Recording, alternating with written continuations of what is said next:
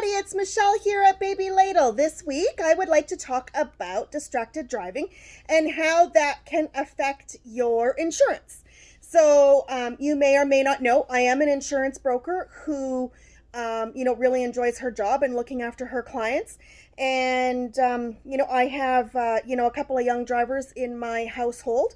And so, we talk a lot about, driving safety and how certain things can affect your driving record, your insurance, keeping them safe and stuff like that. And I find that if I can give some real live examples, hopefully, maybe, my kids are listening. We've all heard about distracted driving. We know that it's against the law. For most of us, we understand what that is. Usually it's about, using your phone when you're driving.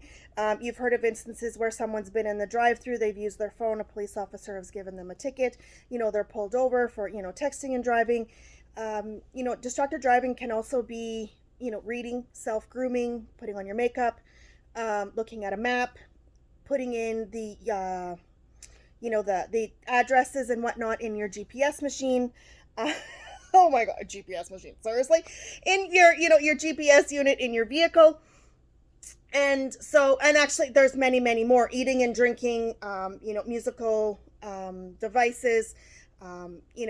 There's so many different things that fall under this category, but the main one that we focus on is texting and driving, because since cell phone companies have brought in, the technology for us to be able to stay connected 24/7, it has, given us this security or ability or feeling of entitlement that, or maybe not even entitlement, but just feeling that we need to respond right away, and that, our boss is going to be mad, or our kids are going to be mad, or, someone's going to be upset because we didn't answer the phone, or we didn't text them back right away.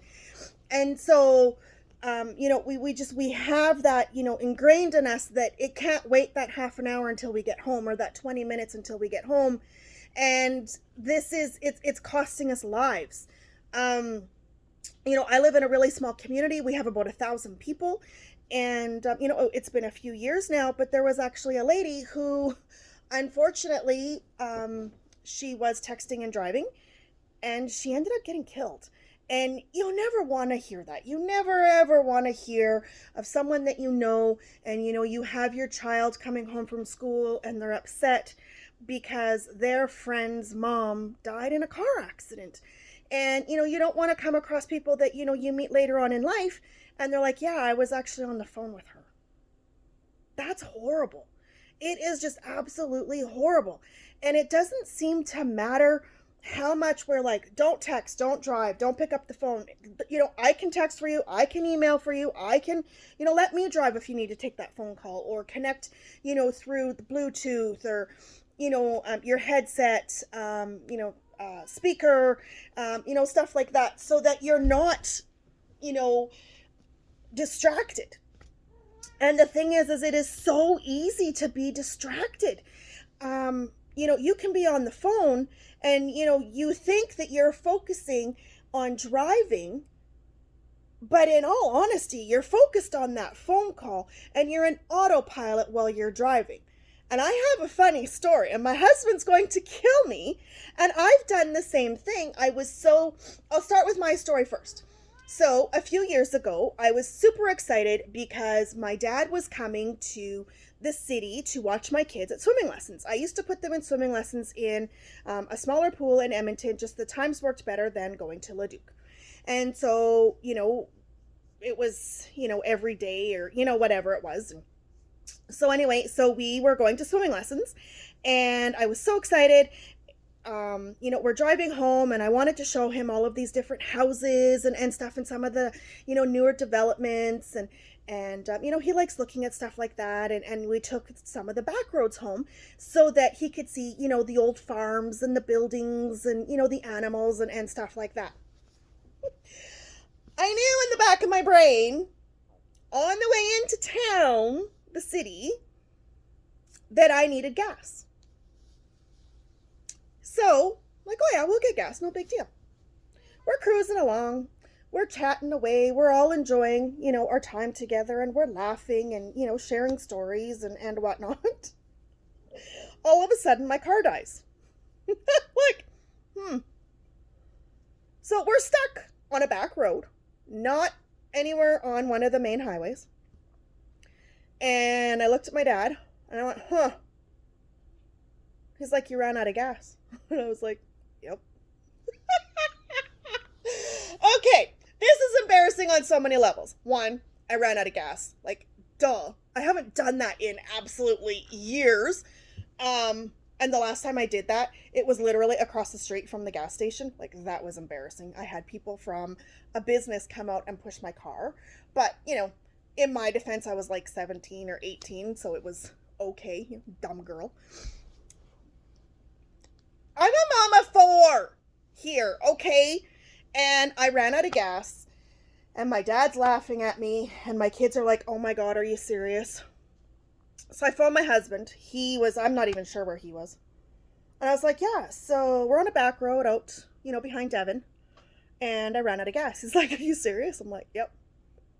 He's like, huh, what do you want me to do? I'm like, bring me fuel? Well, needless to say, he was unable to bring me fuel. So me being the girl that I am, and I'm like, Dad, hang on, I got this. I'm like, you got any money on you? Because another thing, I never carry cash, ever. I rely on my bank card. So I walked down the driveway, and it was quite a long driveway. There's these guys on horses. They were practicing, doing whatever. And I see, see people in the yard, and I'm like, hi, sorry, I ran out of gas. I was wondering if I would be able to get some gas from you. Thank goodness they were, down to earth, and, they understood my predicament. And they're like, yeah, go talk to, my dad over here. So he was working on the barn, and I said, hi, and I introduced myself, and I said, I'm sorry to bother you. I said, I just ran out of fuel. I can't believe I ran out of fuel. I said, would you happen to have some gas that I can buy from you? I only have $10, but, if you're willing to just throw a little bit in so I can make it to Devon, I'll get fuel, and, I can go home from there. So needless to say, he, brought a full jerry can, and he filled up my car, and he's seen my dad, and right away the two of them hit it off, and they're laughing, and they're teasing me, and, the whole 9 yards. So I had the $10 that my dad had given me, and I tried giving it to this man, and he would not take it. And I'm like, please, like, you've done me a huge favor. I can't believe I ran out of fuel, for one, and two, ran out of fuel with my dad sitting beside me. Like, oh my God. So if I happen to have any family members, watching this, they will totally understand the teasing that I got. And this was probably, oh my goodness, 5-6 years ago, if not longer. And to this day, he'll still say to me when I go on a trip, do you have gas? And I'm like, of course I do, Dad. No problem. I'm good. I've learned my lesson. Well, my husband did not learn his lesson. So back to the distracted driving. He was on a phone call through our Bluetooth in the truck. And it was a business call. And so I'm in the passenger seat, and, we're just, being quiet, and it was just the two of us, and so I'm just doing whatever, and I had said to him, when we were in Drayton, we needed gas, and he's like, yeah, and so needless to say, that didn't happen, and actually it was just outside of Drayton, the low fuel light came on, and I was like, oh yeah, crap, we need fuel, we should have got fuel before we left home. He's like, oh, that's okay. He's like, we have however many kilometers left. And he goes, I'll get gas in Knighton. Knighton? Why wouldn't you get gas in Entwistle? So in the meantime, this phone call came across, so we weren't able to finish our conversation. So we drove along, and we went to Entwistle, and he just turned onto Highway 16 and kept on going. And I was like, okay, you're not getting gas. All right, he's still on the phone, so I don't want to interrupt. I'm like, okay, well, whatever. He gets off the phone, and we're chatting, and all of a sudden, the truck starts kind of jerking, like it's losing power. And he's like, you've got to be kidding me. And I started laughing, and I'm like, I told you to get that we needed fuel. And he's like, well, we should have been able to make it to Knighton and blah, blah, blah, blah, blah, whatever. And he's like, well, the truck said that there was 70 left, or it was 73 or something kilometers left. And I said, yeah, it's more than 73 kilometers to Knighton. And he's like, well, we should have been able to make it. It was, he's like, I checked to see how many kilometers it was and whatever. And I was like, yep. I said, well, that's more kilometers than what was in the truck. And he's like, well, in my truck, he goes, I can usually go double. And I'm like, but this isn't your truck. And so anyway, so we kind of got a little, not arguing, but kind of arguing back and forth. And, you should have stopped for gas or, whatever. And it come up with, while I was on the phone, I was distracted. I wasn't paying attention. And I'm like, I know. Because I've had that happen to myself, where you think that you're okay and you're on the phone, and the next thing you know, you're at your destination, and it's like, oh, okay, well, I'm at home now, gotta go. And you don't really remember certain things about your drive. And not to say that you weren't paying attention and, you were obeying the law. You had your headset, you weren't texting, you were looking at the road and whatever. But in the side of your mind, you are technically distracted because you're having to multitask, right? You're trying to drive, and then you're trying to, carry on this conversation that requires you to be engaged. So, like I said, there's different versions of distracted driving. And in my case, one of them was me visiting with my dad and forgetting, that I needed fuel. And the other one was following the law, using Bluetooth, and forgetting to get gas because you're too busy being engaged in a business conversation. So I think when we think of distracted driving, it involves texting, and hands down, there's you can't deny it. You drive by someone and they're looking down, and it's like, get your eyes on the road, put your phone down. Or you're following someone, or someone's coming towards you and they're all over the darn road, and it's like, get off your phone. Like, seriously. Like, I don't want to freaking die because someone has their head in their lap. Like, do you seriously think we can't see that you're texting? You're looking down. You're not looking at the road. At least when we weren't trying to hide the darn thing and you're on your steering wheel, your eyes were kind of forward. And then two, you have vehicles that now read the text messages out to you as you're getting them. There are apps out there, and there are some vehicles that will reply saying, sorry, I'm driving right now. I've actually had a vehicle that had that. And in my new truck, I don't have that. But my new truck does not have the texting feature either. It doesn't let me know that I have a text message. It doesn't let me know that I have an email. It will allow phone calls to come through, but it will not allow anything else.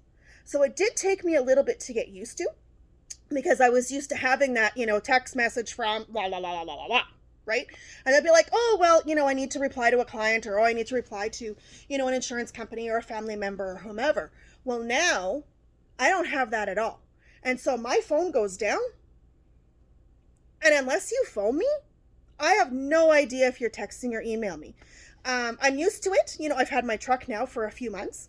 But I don't know if that's the best thing that Chevy and GM could have done, because from my Googling, they've disabled that feature. So I don't know if it's just for the 2020s or just the truck I have. I'm not sure, because that was one of the things that I did. I researched right away, and I'm like, why can't I get my text messages? What the heck's going on? Now, I can't get my text messages if I'm connected through Android Auto, and there's a little dot that lights up.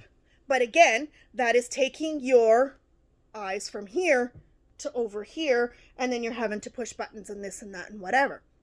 And then you push that button, and then I think you're able to respond using the button or whatever on the steering wheel. I don't know. It is so convoluted that I'm like, forget it. I'll just get used to not having this option. And in all honesty, I missed it at first. I don't so much now, just because it allows me to focus on what I need to focus on. But what about those that, have that option? And again, you're constantly touching your dash. You're looking at what's being read. You are, waiting for that ding, or you're replying to, another person for a conversation. And so I can see why, distracted driving is so prevalent. And so getting to the insurance side of it, distracted driving is treated as bad as drinking and driving. The ramifications on your insurance is huge. Like, I'm talking like crazy. So if you have a vehicle that is financed, or a newer vehicle or whatever vehicle, and you want to have physical damage coverage, so that being your collision coverage, so that if you get into an accident and the insurance is covering your collision, hi mama, they will not cover that. They will not offer that coverage if you have a distracted driving ticket. And it's not just for one term, it's for 3 years. This follows you around, that you have had a distracted driving ticket. So then you're like, well, what are my options? Well, find an insurance company that'll still insure you. I don't have any that will insure you if you have a distracted driving ticket. I do not represent any insurance companies that will insure you if you have more than 2 speeding tickets. So they are really cutting down on Albertan drivers with regards to their driving records. It doesn't matter if you've had insurance with them for 20 years or 2 months. You get a distracted driving ticket, you're done. Simple as that. You're done. They don't want to deal with it anymore. And, the cost of having to repair vehicles is gone up. A bumper is not a $500 bumper anymore. A mirror is not a $500 mirror. There are sensors, and there's this and there's that and blah, blah, blah, and everything else. And so, you're looking at thousands of dollars for minor fixes that could have been avoided if you weren't on your phone. So there are definite options out there. I do know of some companies and whatnot that do have, the coverage that people are looking for, and I am able to refer, but it's few and far between. It's frustrating. And, usually, if someone is caught, with distracted driving, they are remorseful because they realize, oh crap. Some are habitual. It doesn't matter how much you talk to them, how much you tell them, don't do it, how many tickets they get, it's just like drunk driving. They keep doing it. And I honestly, I don't want to blame, the cell phone companies, and I don't want to blame, the vehicle, the automakers, but,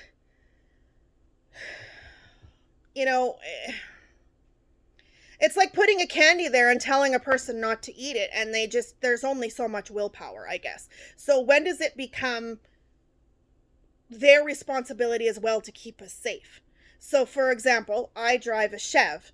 They have taken that texting option out of their trucks. I have a 2020. And so it's been taken out of my truck. It's not available. So is that something other automobiles need to do? Should we automatically have, software on our phones that pick up when we're in a vehicle to automatically go to do not disturb, while the vehicle's driving? Should you be able to override it by saying, well, I'm a passenger, and hope that the person is being responsible and that they are actually a passenger? So I guess where does the onus lie? Is it with the driver? Is it with the cell phone company? Is it with the automobile maker? Is it all 3? I'd love to hear some discussion on what your thoughts are, and I look forward to your input. So this is Michelle from Baby Ladle. We have my mama cat here who came to hang out, and we'll see you again next week. Bye for now.